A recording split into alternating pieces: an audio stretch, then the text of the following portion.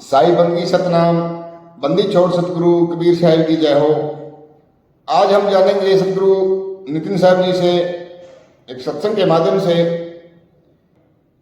सतगुरु कबीर साहब जी अपनी वाणी में बता रहे हैं कि राम कबीरा एक हैं, कृष्ण करीमा एक हैं, कहन सुन में दो, दो करके वो जानते जिन्हें सतगुरु मिला ना हो।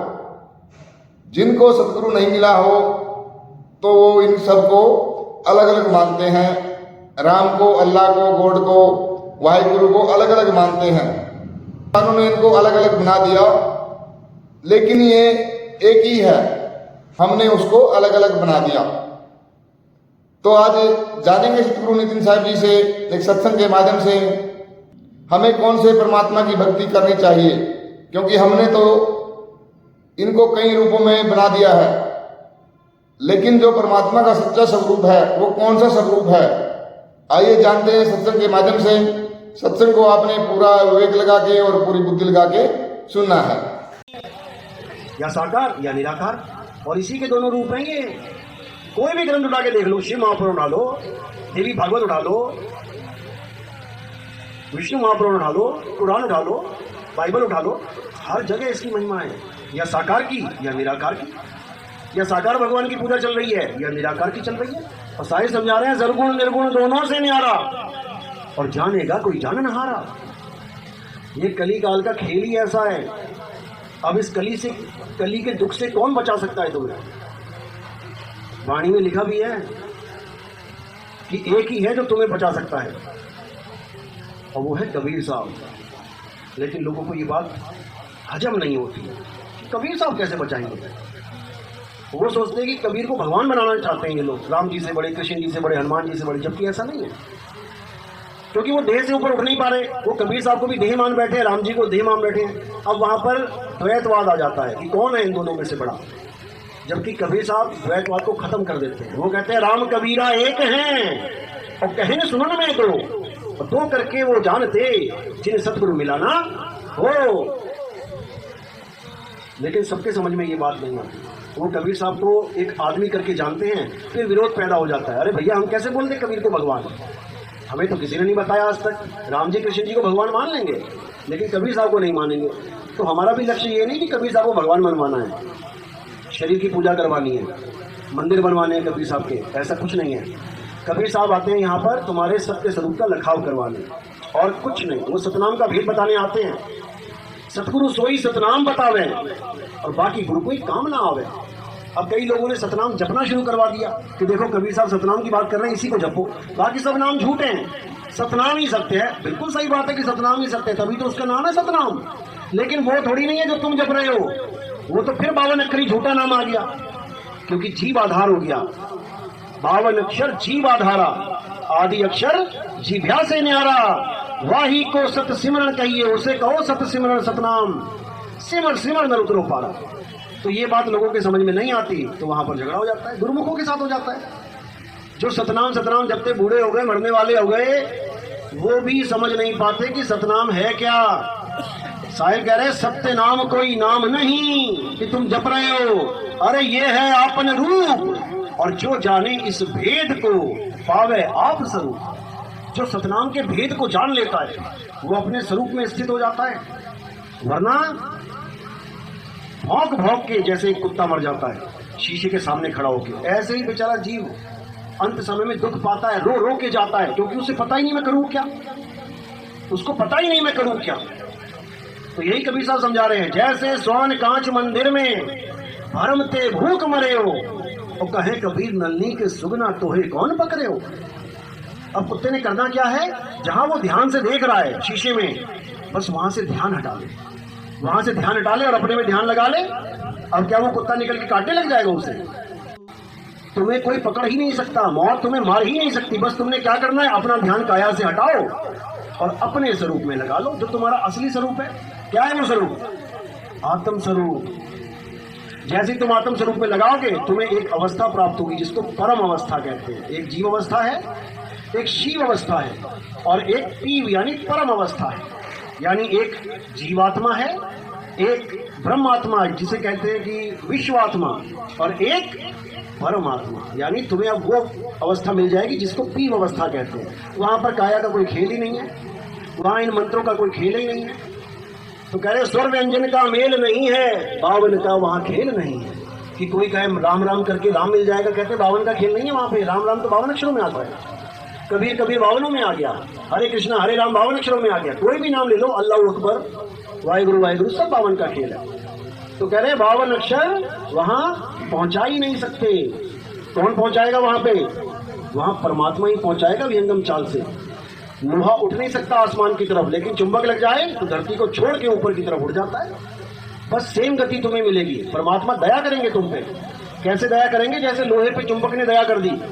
तो साहिब समझा रहे वाणी में, लोह चुंबक की प्रीत ज्यों, अरे लोह को लेके उठाए, ऐसा शब्द कबीर का काल से लेके छुड़ाए। ये काल कौन? यही कली काल। कहाँ रहता है ये काल? एड्रेस पता है किसी को? कुरियर भिजवाना है उसे। पता है एड्रेस कहाँ पे है? कहाँ है काल? ये काल ही बैठे हुए हैं, ये काल ही बैठे हुए हैं। इसी को बोला साहब ने, देव निरंजन यानी अलख निरंजन सकल शरीरा, सारे शरीर अलख निरंजन के हैं, तुम्हारा नहीं है, तुम्हारा शरीर नहीं है। देव निरंजन सकल शरीरा, तामे भ्रम भ्रम रहल कबीरा। उसमें भ्रमित होकर बैठा हुआ है कबीरा, यानी जीव अपने आप को ये शरीर मान के बैठा हुआ है। अब इसका भ्रम तोड़ना है। कैसे तोड़ेंगे? काया से हटा के, देह से हटा के उसको उसके स्वरूप से जोड़ेंगे। सारे शरीर ही काल निरंजन के हैं। अर्जुन को यही रूप दिखाया था। अब मेरे सामने कितने सारे बैठे हैं, क्या है? अनंत आंखें, अनंत जांघें, अनंत भुजाएं। बाप रे बाप, अर्जुन को भी यही रूप दिखाया। देख रहा बाप रे बाप, अनंत आंखें, अनंत भुजाएं, अनंत जांघें। महाराज कौन हो आप? क्या बोला उन्होंने? 11वां अध्याय 32वां श्लोक। हे अर्जुन, मैं काल हूं, मैं ही काल हूं, सारी दुनिया को मैं ही खाता हूं। देख लो क्या क्या खा के आए हो आप आज। क्या क्या खाया आपने? भिंडी नहीं छोड़ी, तुरई नहीं छोड़ी, आलू नहीं छोड़े, टिंडे नहीं छोड़े, पराठे नहीं छोड़े, पूरी नहीं छोड़ी, सबको खा के आ गए। ऐसे ही खाता है, सारी दुनिया खा रही है।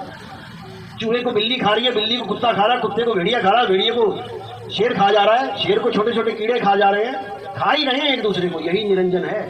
तो वो देखता महाराज सारी सृष्टियों को आप खा रहे हैं। वो कहता मैं ही खाता हूं, मेरा काम ही खाना है, मैं ही पैदा करता हूं, मैं ही खाता हूं। तो आप देख लो अपनी क्वालिटी, आप खाते भी हो और पैदा भी करते हो। नहीं करते हो क्या? तुम ही पैदा कर रहे हो, तुम ही खा रहे हो। इसीलिए उसके मुंह से सारी दुनिया जा रही है और दूसरे मुंह से निकल रही है। ऐसा 84 का चक्कर बना रखा है महाराज जी ने। अब इससे निकलना है, बचना है इस काल से, तो क्या करना पड़ेगा?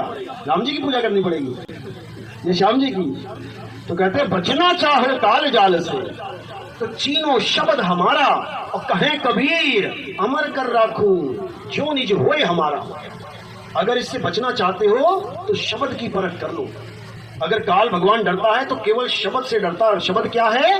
तुम्हारा अपना स्वरूप। शब्द हमारा, तू शब्द का, सुन मत जा सरक, और जो चाहे निज रूप को तो शब्द ही ले परख। अगर अपने स्वरूप को जानना चाहता है तो गुरु का दिया हुआ शब्द परख ले बेटा। कहीं वो जाप तो नहीं है, कहीं वो सोहंग सोहंग अजपा जाप तो नहीं है, कहीं वो अनहद नाक कानों में उंगलियां डाल के ये वाला काम तो नहीं है। परख ले। अगर ये वाला काम है तो त्याग दे, नहीं तो हालत खराब हो जाएगी। इसी को साहिब समझा रहे हैं बार बार कि सार शब्द में, अनहद शब्द में फर्क है, जाप में और अजपा में फर्क है, सोहंग में और सार शब्द में फर्क है। इस फर्क को पहचान लो। वो सोहंग है, ये सोहम है। वो सोहंग सोहंग जाप है, ये सोहम अवस्था है। जो तू सोहम यातम अवस्था है, वहां पर दो का भेद ही नहीं रह जाता। तो साहिब समझा रहे एक कहूं तो है नहीं और दो कहूं तो गारी, और जैसा है तैसा कहूं कहे कबीर विचारी। वहां पर दो का खेल ही नहीं है, वहां तुम रह जाओगे और कुछ है ही नहीं, क्योंकि तुम ही शब्द हो, लेकिन भूले पड़े हो अपने स्वरूप को। तो साहिब समझा रहे हैं कि हम है शब्द शब्द हम माही, और हमसे भिन्न और कछु नहीं। मुझसे भिन्न कुछ भी नहीं है, ये सब मेरे लिए माया है। जो दिखे सो माया। ये मैं सपना देख रहा हूँ, मेरे सामने हजारों लाखों जीव बैठे हुए हैं, और जैसे ही मेरा सपना टूटेगा, मंत्री जी खूब भाषण दे रहे हैं लाखों की भीड़ में सपने में, और जैसे ही आंख खुली तो बिस्तर पे कितने लोग मिलेंगे उसे? 4 पहिया पे अकेला वही खड़ा होगा और पूरा भाषण दे के आ रहा है, पूरी दुनिया में नाच के आ रहा है वो। तो ऐसे ही हमारा ये सपना है, ये सपना है। तुम सत्संग में बैठे हो सपने में ज्ञान मिल रहा है तुम्हें, सपने से निकलने का कि कैसे निकलेंगे। इसी सपने में राजा, इसी में प्रजा, इसी में ज्ञानी, इसी में अज्ञानी, इसी में सारा खेल चल रहा है। इसीलिए ना ये सच और ना वो सच। ये जो सत्संग मैंने किया है इसको जरूर सुन लेना एक बार। इसमें दोनों अवस्थाओं का ज्ञान है, जागृत का भी और सूक्ष्म का भी। सूक्ष्म में बहुत सारी अवस्थाएं हैं, सूक्ष्म तुर्यातीत, ये सारा खेल है उसमें। उन सबसे न्यारे हो जाना है, तो अपने स्वरूप में आ जाना है, शब्द स्वरूप में आ जाना है। तो यही साहिब समझा रहे हैं कि शब्द का भेद जब तक तुम्हें नहीं समझ में आ गया, जब तक तुम्हारा कल्याण नहीं हो सकता। 52 अक्षरों में, अनहद नाद में, सोहंग जपा जाप में बहुत उलझ लिए, अब नहीं, दोनों में भेद समझ लो। कहते हैं अनहद बाजा जमका थाना। कई लोग अनहद नाद को परमात्मा की आवाज बोल देते हैं। 5 प्रकार की नादें हैं, उसको कहते हैं परमात्मा की आवाज है। अब उनसे पूछो क्या पांच परमात्मा है क्या? आवाज 5 है तो परमात्मा 5 होने चाहिए? वही जवाब खत्म। क्योंकि परमात्मा एक है तो उसकी एक आवाज होनी चाहिए, उसकी 2, 3, 4, 5 नहीं होनी चाहिए। तो साहिब समझा रहे हैं अनहद बाजा जमका थाना और 5 तत्व करे घमसाना। अनहद बाजा विधि विधि बाजे, सार शब्द न्यारी धुन गाजे। है वो भी धुन और है वो भी धुन, लेकिन एक धुन है खंडित, बदलने वाली, और एक है अखंड, एक रस एक रूप, वो कभी बदलती नहीं। जो चीज बदल जाए वही माया है। गीता में भी यही समझाया, हे अर्जुन, इस दुनिया में केवल 2 प्रकार के तत्व हैं, एक असत्य और एक सत्य। असत्य वो है जो बदलता रहता है, बच्चा पैदा हुआ, बड़ा हुआ, बूढ़ा हो गया, शरीर खत्म, ये असत्य है। और जो कभी भी बदले ना, हमेशा एक रस रहे, वो सत्य है। और सत्य केवल एक है, चाहे कोई हिंदू है, मुसलमान, सिख, ईसाई, उससे कोई फर्क नहीं पड़ता। सत्य सबके लिए एक है और वो आत्मा है, उसके अलावा सब झूठ है। अब कई लोग जीव को आत्मा समझ लेते हैं, वो भी अज्ञानी है। आत्मा और जीव में क्या फर्क है? जीव चल अवस्था में रहता है, देखो घर से चल के आए हो, लेकिन आत्मा अचल है, आत्मा चलती नहीं है। जीव काया छोड़ता है, काया धारण करता है, 84 में फंसा है, लेकिन आत्मा वो 84 में नहीं फंसी है, वो नीकलंक है, उसमें किसी प्रकार का विकार नहीं है। तो यही कबीर साहब समझा रहे हैं कि वही नीकलंक है, आत्मा शुद्ध स्वरूप है, अचल है। उसी आत्मा का हमें ज्ञान चाहिए। किसे चाहिए? जीव को। आत्म ज्ञान बिना नर क्या है?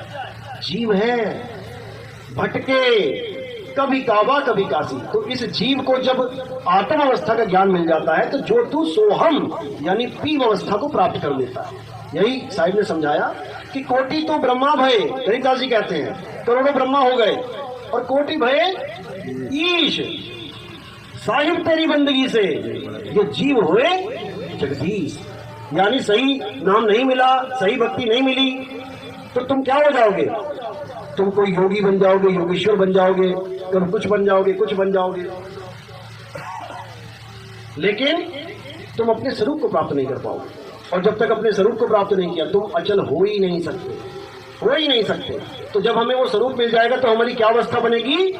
आवे ना जावे, जन्मे नहीं मरे, सो निज पीव हमारा हो। जैसा पीव वैसा ही मैं हो जाऊंगा, दोनों में कोई भेद ही नहीं रह जाएगा। गीता में भी यही समझाया, हे अर्जुन, जो मुझे तत्व रूप में जान लेता है। 2 प्रकार के लोग हैं इस दुनिया में जो मेरी पूजा करते हैं। एक मुझे शरीर मान के पूजा करते हैं, वो सब अज्ञानी है। जितने भी तुम्हें वृंदावन में दिख रहे हैं, जितने भी वृंदावन में दिख रहे हैं, राधे राधे राधे राधे कर रहे हैं, या मंदिरों में घंटियां बजा रहे हैं, खूब आरतियां गा रहे हैं, ये सब मुझे शरीर रूप में ध्या रहे हैं। शरीर रूप मतलब जो काया है, जो बदल जाती है, जिसका नाश हो जाता है। पैर में तीर लगा कि नहीं लगा? कृष्ण जी के पैर में तीर लगा, शरीर का नाश हो गया, तो कह दो कृष्ण जी मर गए। अरे भाई, कृष्ण जी नहीं मर सकते, कृष्ण जी छोड़ो, तुम नहीं मर सकते, जीव नहीं मर सकता। ईश्वर अंश जीव अविनाशी, तो अविनाशी का क्या मतलब होता है? जिसका कभी विनाश हो ही नहीं सकता। तो अविनाशी तो तुम खुद हो, और पूजा किसकी कर रहे हो? उस मूर्ति की जो खंडित हो जाती है। जो अखंड है वो खंडित की पूजा कर रहा है, बताओ कैसे बात बनेगी? अविनाशी नाशवान की पूजा करने में लगा है। और जबकि कृष्ण जी समझा समझा के थक गए गीता में कि हे अर्जुन, हम और तुम शरीर नहीं है, हम तुम शरीर नहीं, शरीर तो मिट्टी की ढेरी है, कपड़े हैं ये तो। मिट्टी की ढेरी मिट्टी में मिल जाएगी, 100 आदमियों को दफना दो एक ही जगह पे, 200 साल बाद जाके देखो मिट्टी में मिट्टी मिल गई, पहचान नहीं पाओगे कहाँ दादाजी थे, कहाँ पापा जी, कहाँ कौन था, क्योंकि मिट्टी से पैदा हुआ शरीर मिट्टी में मिल गया। लेकिन आत्मा किसी की नहीं मरी, मर ही नहीं सकती वो। इसी आत्मा का भेद जानना है और कुछ नहीं।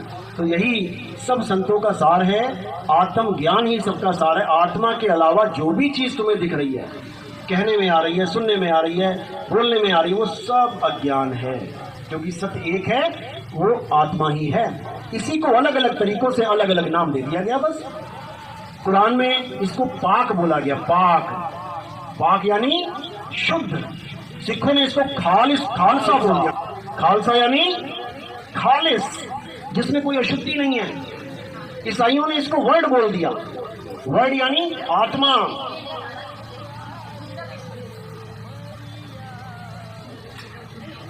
इसको होली स्पिरिट बोल दिया। ईसाइयों में जाके पूछोगे ईसा मसीह, गॉड और होली स्पिरिट, इसमें कोई फर्क है क्या? कहेंगे बिल्कुल नहीं, ये तीनों एक ही हैं, ये तीनों एक ही हैं। लेकिन उनको इतना समझ में नहीं आ सकता कि भैया शरीर और होली स्पिरिट में जमीन आसमान का अंतर है। होली स्पिरिट को कोई मार नहीं सकता। होली स्पिरिट यानी पवित्र, पाक, शुद्ध, खालिस। स्पिरिट यानी आत्मा। बोल सब रहे हैं लेकिन जान कोई नहीं पा रहा है।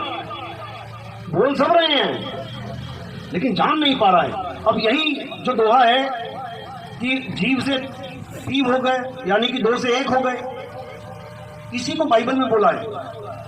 पहले बोलते रहे ईसा मसीह की I am son of God, मैं परमेश्वर का पुत्र हूं, और उसके बाद क्या बोला? I and my father are one, मैं और मेरा पिता एक ही हैं। अब ये उसने अवस्था की बात बताई कि जिसको मैं पिता पिता करता ढूंढ रहा था, जब मैंने उसको जान लिया तो मैं और पिता एक हो गए। और ईसाइयों ने क्या सोच लिया? क्योंकि उस अवस्था का ज्ञान ही नहीं उन्होंने कहा अरे यही पिता था, ये पिता ही पुत्र बन के आया था हमें समझाने के लिए। भैया अगर यही पिता था तो क्रूस पे चढ़ा दिया गया, तो तुम्हारे पिताजी को क्रूस पे चढ़ा दिया, मार दिया लोगों ने। नहीं समझ में आ रहा लोगों को। पिता को कोई क्रूस पे तो छोड़ो, कुछ छू नहीं सकता पिता को, लेकिन लोगों की समझ में नहीं आता। इसी को बोला जीव होए जगदीश, यानी जो पहले पुत्र अवस्था में था वही पिता अवस्था में आ गया। आज जितने पिता बैठे हैं यहाँ पे, या कोई पिता बनने वाला है, तो भैया पुत्र ही तो थे पहले तुम, लेकिन अब तुम पिताजी पिताजी कहलाओगे बच्चा होने के बाद, यानी तुम्हारी अवस्था में बदलाव आ गया। अब जो अवस्था मिली है, अब मिली है ये बाप बनने की अवस्था। इसी को समझाया जा रहा है, और कुछ नहीं है, कुछ भी नहीं है। और तो यही कबीर साहब ने कहा, तू सिमरन किसका करे, तू ही है आपे आप। तू किसको पिताजी पिताजी कर रहा है? अगर तू पिताजी को ढूंढेगा तो ढूंढता ही रह जाएगा। खुद को ढूंढ, फिर तुझे पता लगेगा कि पिता है क्या। क्योंकि अभी तू अपने आप को पुत्र माना बैठा है, ये पुत्र है, ये उसी पिता का पुत्र है। और जब तू पिता को जान लेगा तो तू ही हो जाएगा। जैसे कोई जीव भक्ति करता है, ब्रह्म की साधना के लिए गुरु के पास जा, गुरु जी मैं ब्रह्म प्राप्त करना चाहता हूँ। अच्छा चल बेटा बैठ जा। अब बैठ के साधना कर रहा, करते करते जब वो ब्रह्म प्रकट हो गया तो वो क्या कह रहा है? अहम ब्रह्मस्मि, मैं ही ब्रह्म हूँ। यानी जिसको तुम ढूंढोगे तुम वैसे ही हो जाओगे। जहां तुम्हारी आस होगी वहीं तुम्हारा वास हो जाएगा। इसी को समझना है, इसके अलावा और कुछ नहीं करना। तो कबीर साहब इसी को कह रहे हैं, इसी बात को समझा रहे हैं बार बार कि बहुत ढूंढ लिया परमात्मा को गलत गलत स्थानों पे, अब आ जाओ सही स्थान पे। अब आ जाओ अपनी आत्मा में। पहले आत्मा को चीनो, आत्म चीने परमात्म चीने। और संत कहावे सोए, यह भेद काया से न्यारा, पूछे बिरला कोई। ये काया के अंदर नहीं है परमात्मा बैठा हुआ है, लोगों ने काया के अंदर परमात्मा दिखा दिया। यानी तोते को पिंजड़े में ही राजमहल का ख्वाब दिखा दिया। तोता उड़ने की बात ही नहीं कर रहा है, बाहर निकलने की बात ही नहीं कर रहा है, अंदर ही छुपा बैठा है। जबकि उसे एक दिन खुद ही बाहर निकाल दिया जाएगा, उसको पिंजड़ा छोड़ के दूसरे पिंजड़े में निकाल के रख दिया जाएगा, लेकिन वो डाल तक नहीं पहुंच पाएगा। उसकी डाल जिस डाल पे वो बैठा था, जहां वहेली ने पकड़ लिया उसको शिकारी ने, वो पिंजड़े से बाहर है। इसी प्रकार हमारा परमात्मा पिंजड़े से यानी काया से बाहर है। और ये पिंजड़ा क्या है?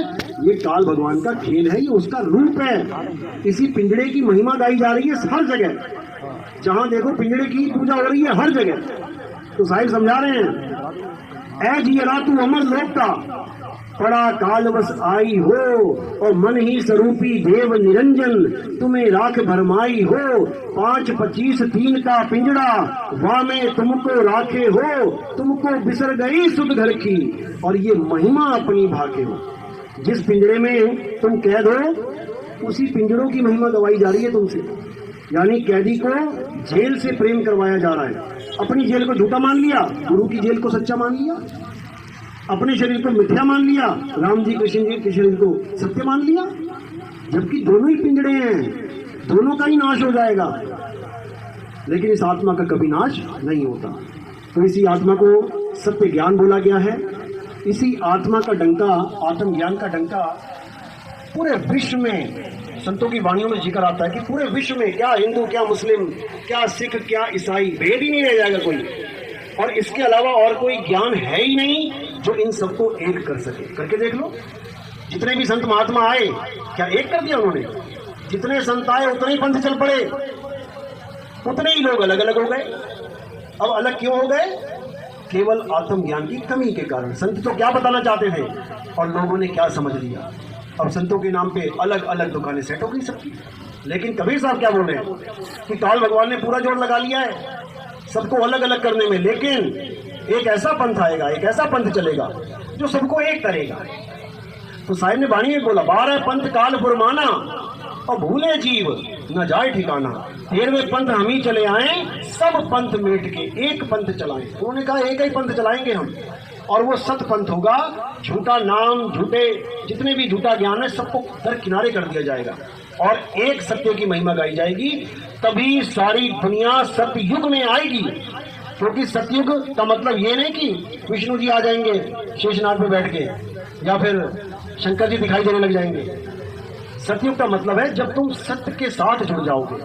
कलयुग में ही सतयुग आएगा, यानी सत्य के साथ जब जुड़ जाओगे तब तुम सतयुग में प्रवेश हो जाओगे। यानी तुम्हारे अंतर का जो भी है अशुद्धियां, वो सब ठीक होने लग जाएंगी।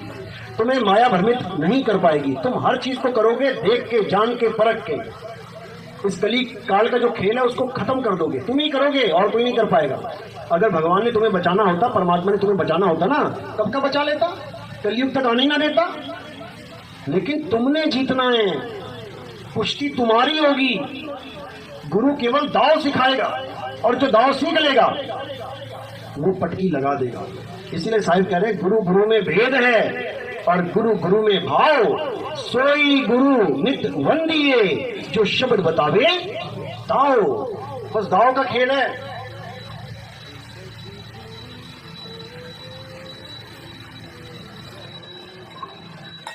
दोनों पहलवानों में ताकत होती है, दोनों क्विंटल क्विंटल उठा लेते हैं सामान, दोनों रोज एक्सरसाइज कर रहे हैं, खूब उठक बैठक लगा रहे हैं, चौड़ा शरीर है, बढ़िया बदन एकदम फर्स्ट क्लास। लेकिन जीतेगा कौन? जिसको दाव आता है। दाव आता खड़े खड़े पटकी मार देगा, और दाव नहीं आता बेचारा दुगना वजन होने के बावजूद भी हार जाएगा। तो जब तुम्हारी कुश्ती होगी काल भगवान से तो बीच में तीसरा कोई नहीं आएगा। याद रखना, जब भीम और जरासंध की युद्ध हो रहा था, कृष्ण जी बीच में आए थे क्या? कृष्ण तो साइड में खड़ा रहेगा और पटकी तुमने लगानी है, वो तरीका बताएगा तुम्हें। इसी प्रकार गुरु केवल तुम्हें भेद बताता है, ज्ञान बताता है, ज्ञान समझाता है कि जब काल भगवान के साथ तुम्हारी जंग होगी तो तुमने क्या दाव लगाना है। जैसे सांप पकड़ने वाले दाव सिखाते हैं, जब कोई चीला बनने आता है उनका, तो क्या बताते हैं, बेटा जब भी सांप को पकड़ना है तो गर्दन से दबोचना है उसको। ये मत सोचना कि पूंछ पकड़ लो सांप की या कमर पकड़ लो बीच में से तो छोड़ देगा तुम्हें, मारेगा डंक वो। लेकिन तुमने फन के पास से पकड़ लिया, गला पकड़ लिया उसका, अब कुछ नहीं कर सकता वो। ज्यादा से ज्यादा पूंछ लपेटी मार लेगा हाथ में, लेकिन काट नहीं सकता। तो जब दाव आ गया अब तुम कोई भी सांप पकड़ लो। इसी प्रकार कबीर साहब कह रहे हैं कि जब ये ताल आएगा तब तुमने कौन सा दाव खेलना है इसके साथ, कौन सा खेलना है? काल के सिर पे पांव दे सतगुरु के उपदेश और साहिब वहां पकड़ के ले चले अपने देश। जैसे ही काल भगवान का खेल शुरू होगा, मृत्यु का खेल शुरू होगा, वैसे ही तुमने क्या करना है, अपने पूरे ध्यान को गुरु के बताए हुए निशाने पे टिका देना है। उसके बाद जो आनंद उत्पन्न होगा वहां पर, इतना आनंद आएगा, इतना आनंद आएगा कि तुम भूल जाओगे कि मौत नाम की कोई चीज भी होती है। और तब क्या बनेगा, जिस मरने से जग डरे और मेरे मन आनंद, और मरने पर ही पाइए पूर्ण परमा नंद, उसके बाद तुम समझ पाओगे कि तुम कितनी बड़ी किस्मत लेके आए थे इस दुनिया में, जो तुम्हें उससे लड़ने का, उससे जीतने का दाव पता लग गया, जो ब्रह्मा विष्णु महेश तक को नहीं पता लग पाया। इतनी बड़ी किस्मत है तुम्हारी। ऐसा नहीं कि उनको समझाया नहीं गया, आप अनुराग सागर पढ़ेंगे, उनको भी समझाया गया, उनको भी बताया गया कि ये काल है, ये तुम्हारा पिता नहीं है, लेकिन वो नहीं समझे, नहीं समझ में आया उनके। लेकिन आप लोग के समझ में आ रही है ये बात, ये बहुत बड़ी बात है, बहुत बड़ी। तो समझा के देख लेना किसी को, तुम गली में मोहल्ले में समझा के देख लेना किसी को ये बातें, वो कहेगा पागल हो गया क्या, वही कहाँ से आ गया ज्ञान लेके, कौन सा ज्ञान ले आए, कौन से ग्रह का ज्ञान है ये, हमारे यहाँ तो ये वाला ज्ञान है, चलता आ रहा है युग युग से। तो इसी को समझना है, इसी को कहते हैं युग पलटना। अब वो ज्ञान पलटने वाला है, अज्ञान पलटने वाला है, अब ज्ञान का डंका बजने वाला है पूरे संसार में। तो वाणी है, जय सत सुकृत जय मुनिंद्र प्रभु जय करुणामय ईश, जय कबीर कली दुख हरण सदा नवाऊं शीश। अब कबीर पंथियों से पूछो ये कली दुख हरण क्या है? जय कबीर कली दुख हरण, वो क्या कहेंगे, कलयुग है, ये कलयुग की बात चल रही है, ये कलयुग की बात नहीं चल रही है, ये कली काल की बात चल रही है। जय कबीर कली दुख हरण, जो कली काल भगवान का जो दुख है उसको केवल कबीर साहब ही हर सकते हैं, उसके अलावा और कोई नहीं हर सकता। तो इसी को अच्छे से समझना है और अपने जितने भी भगत भाई हैं, जितने भी मालिक के जीव हैं, सबको समझाना है और इस कली काल के खेल का इसी जन्म में खात्मा करवा देना है। जो इस जन्म को मिस कर गया ना, तो बड़ा लंबे से जाएगा, वो 84 तो भटकेगा, फिर महा दुख पाएगा। चलो, तो आज का सत्संग यही समाप्त।